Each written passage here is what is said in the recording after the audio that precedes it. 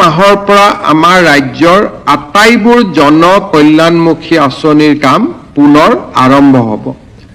অৰুণোদয়, নিযুত মইনা, নিযুত বাবু, জীৱন প্ৰেৰণা, যিমানবিলাক ৰাজ্য চৰকাৰৰ সুলভ মূল্যত চাউল, চেনি, দালিৰ যোগান, যিমানবিলাক আমাৰ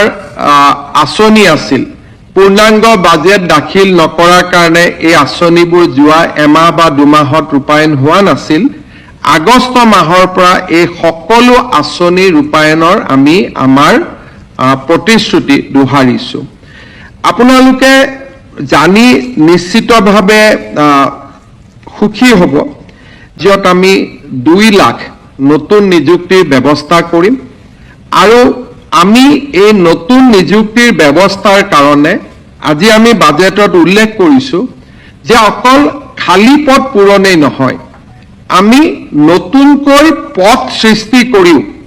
আমি ৰাজ্যৰ যুৱক যুৱতীৰ আশা আকাংক্ষা পূৰণৰ বাবে আমি কাম কৰিম। মুখ্য সচিবৰ অধীনত এটা টাস্ক ফোৰ্স নিৰ্মাণ কৰা হৈছে। বৰ্তমানলৈকে 1,15,000 নিযুক্তিৰ আমি সংখ্যা পাব পাৰিছোঁ, কিন্তু ইয়াক আমি 2 লাখলৈকে লৈ যাব খুজিছোঁ আৰু তাৰ কাৰণে আজি বাজেটত স্পষ্টভাৱে কোৱা হৈছে যে আমি স্বাস্থ্য, শিক্ষা আৰু আমাৰ ৰাজহ উপাৰ্জনকাৰী বিভাগসমূহত আমি পদ সৃষ্টি কৰি হ'লেও আমি 2 লাখ নিযুক্তিৰ সংখ্যাত আমি উপনীত হ'ব খুজিছোঁ। এটা উন্নয়নমূলক আঁচনিবিলাকত এটা সৰুকৈ টুইষ্ট দিয়া হৈছে, আপোনালোকে লক্ষ্য কৰিছে। পলিগেমি, বহু विवाह, क्रिमिनल एंटीसीडेंट वाला लोगों को हैंड्सफोर्थ सरकारी स्कीम से वंचित किया जाएगा। অসমে নাৰী অধিকাৰৰ ক্ষেত্ৰত অকল অৰুণোদয়ৰ জৰিয়তে নহয়, লাখপতি বাইদেউৰ জৰিয়তে নহয়,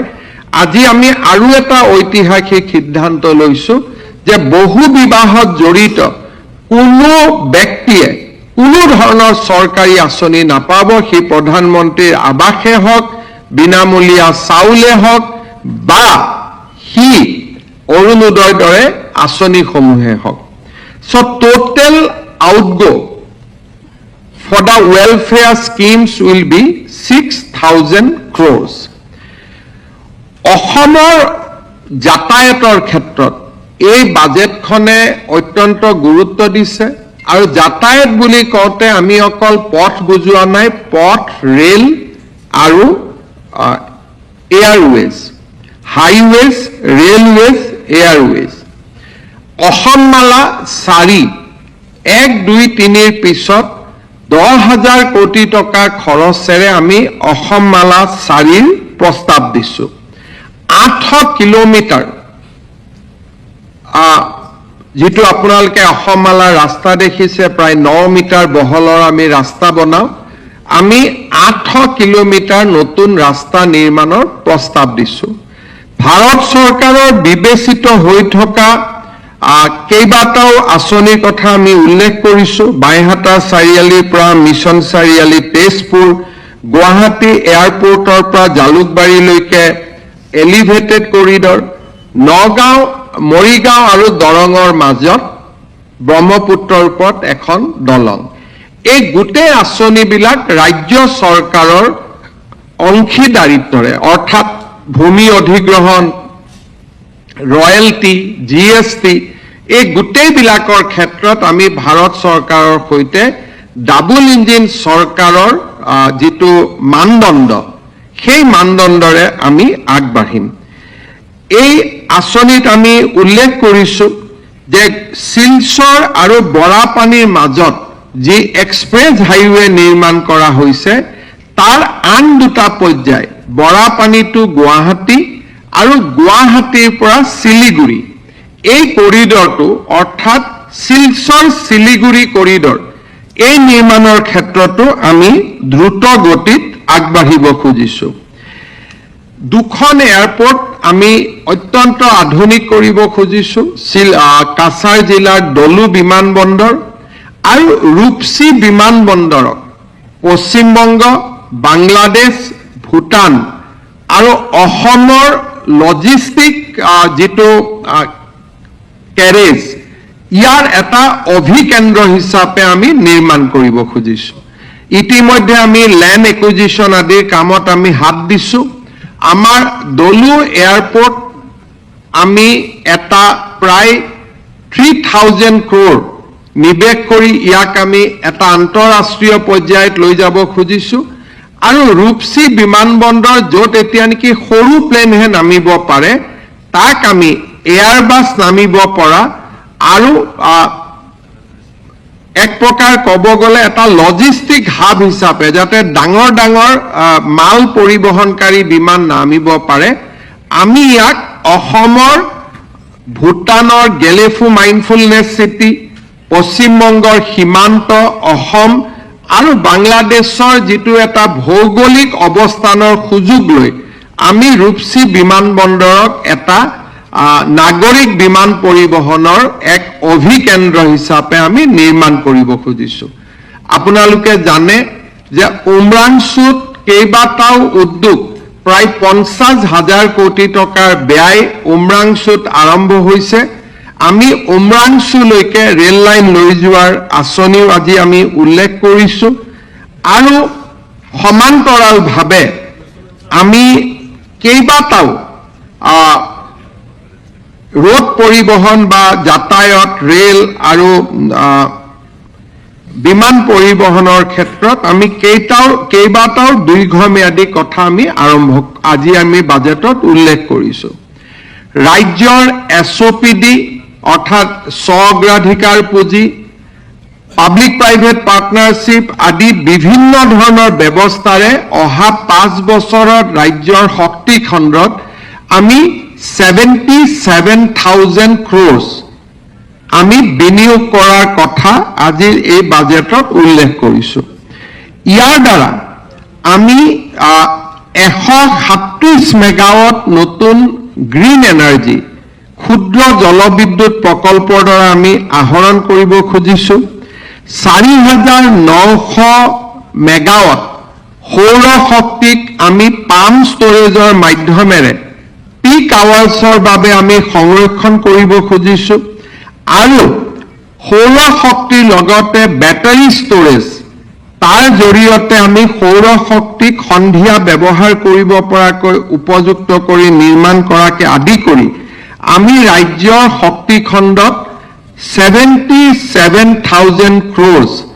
আমি বিনিয়োগৰ কথা বাজেটত কৈছো আৰু এই প্ৰায়বোৰ বিনিয়োগ ইতিমধ্যে আমি বহু দূৰ আগুৱাই গৈছো এনেকুৱা নহয় যে ই এটা প্ৰস্তাৱত আছো আমি বহু দূৰ ইয়াক আমি ইতিমধ্যে আগুৱাই গৈছো আজিৰ বাজেটত আমি গুৱাহাটীৰ নতুন স্যাটেলাইট সিটিখনৰ বিষয়ে উল্লেখ কৰিছো 7,200 বিঘা মাটিত নতুন স্যাটেলাইট সিটি নিৰ্মাণৰ প্ৰস্তাৱ কৰা হৈছে আপোনালোকে নিশ্চয় বুজি পাব যে উত্তৰ প্ৰদেশৰ বিকাশ নয়ডা নহলেও কেতিয়াও এই ধৰণে বিকাশ সম্ভৱ নহলহেঁতেন কলিকতাত নিউ টাউন নহলে কলিকতা এতিয়ালৈকে চক হৈ গ'লহেঁতেন আৰু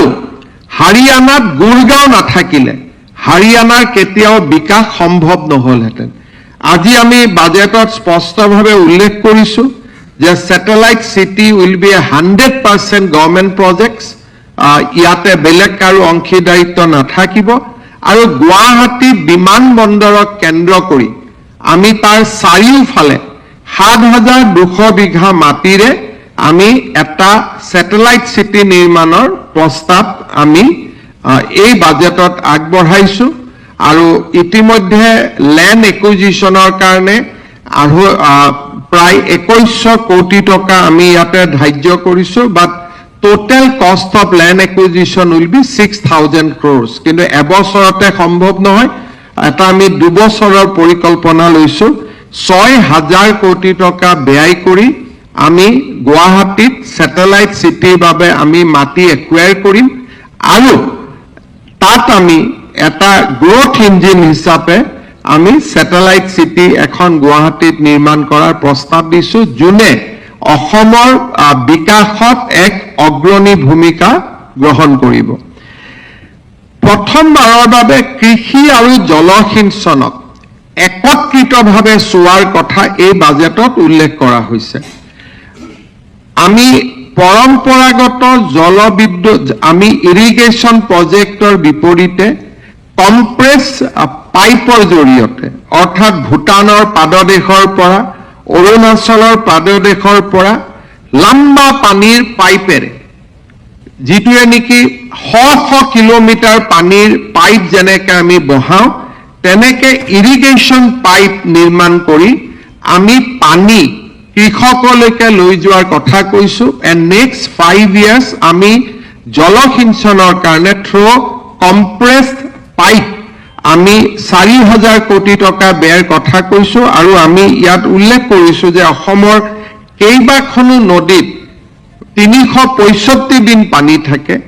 ভূটানত পানী থাকে, অৰুণাচলত পানী থাকে। এই জল সম্পদক আমি অসমৰ কৃষিৰ কাৰণে ব্যৱহাৰ কৰাৰ কথা কৈছোঁ। বাজেটত আমি এটা উল্লেখযোগ্য কথা কৈছোঁ যে অসমত বহুত অৰ্গেনিক কাল্টিভেশ্যন হয়, কিন্তু অৰ্গেনিক কাল্টিভেশ্যনক আমি বাহিৰত লৈ যাব নোৱাৰোঁ বিকজ আমাৰ অৰ্গেনিক চাৰ্টিফিকেশ্যন নাই। এইবাৰ আমি প্ৰায় 15,000 হেক্টৰ মাটিক আমি অৰ্গেনিক চাৰ্টিফিকেশ্যনৰ অধীনত আনিব খুজিছোঁ, যাতে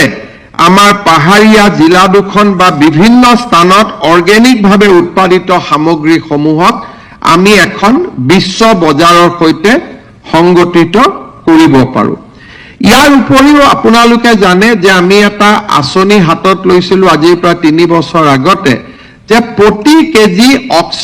অৰ্থডক্স টিত আমি 10 টকা ৰাজ সাহায্য দিওঁ।